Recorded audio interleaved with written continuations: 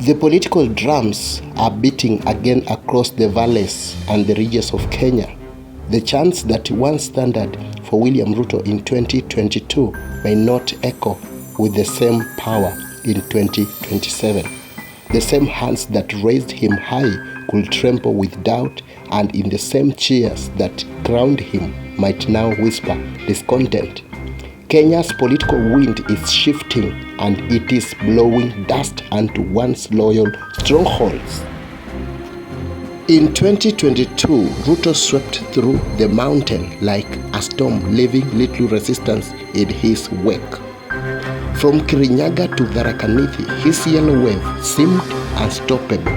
Yet, as 2027 looms, the sheen of invincibility is beginning to dull.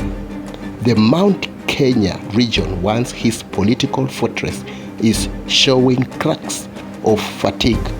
The cost of living bites hard. Promises hang in the air unfulfilled, and the Gen Z impatience brews beneath the silence of the old loyalties. If the united opposition truly holds together, that is fredmatiang'i, Kalonzo Musyoka, Eugene Wamalwa, George Natembeya, Rigathi Gachagua, Martha Karua, Justin Muturi, and Mohammed Ali, then that will not be a political alliance, or rather a national counterweight to William Ruto's machine. Let's now break it down into regional mathematics, power dynamics, and political psychology. Let's start with regional mathematics. Mount Kenya block, Rigathi Gachagua, Justin Muturi, and Martha Karua. If they defect and stand with the opposition, that's a crack in Ruto's mountain wall. Even if they only peel 30 to 40% of the mountain votes, that's a political earthquake. Remember, Ruto got nearly 80% of Mount Kenya votes in 2022. A united opposition with an internal mountain figures changes that completely. Ukambani, Kenya, Kalonzo Musyoka brings the Kamba hinterland about 1.6 to 1.8 million votes, possibly more if the voter turnout surges. The Western Bloc, Eugene Wamalwa and George Natembeya anchor Trans Nzoia, Bungoma, Busia, Vihiga, and Kakamega, about 2 million votes if consolidated.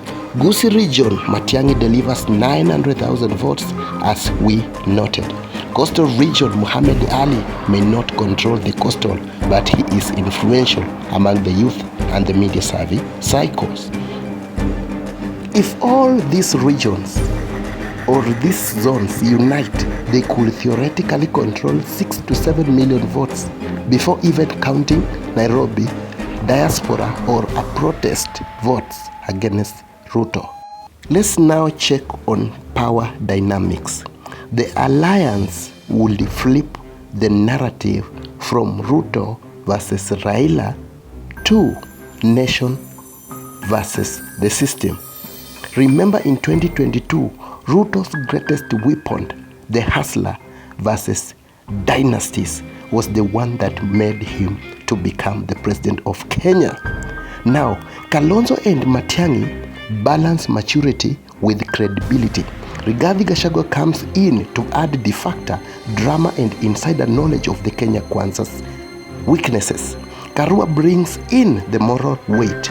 Wamalwa and George Natembeya brings energy and the Western legitimacy. That's not just an opposition. It is a rebellion that is dressed in a political suit. Last but not least, political psychology.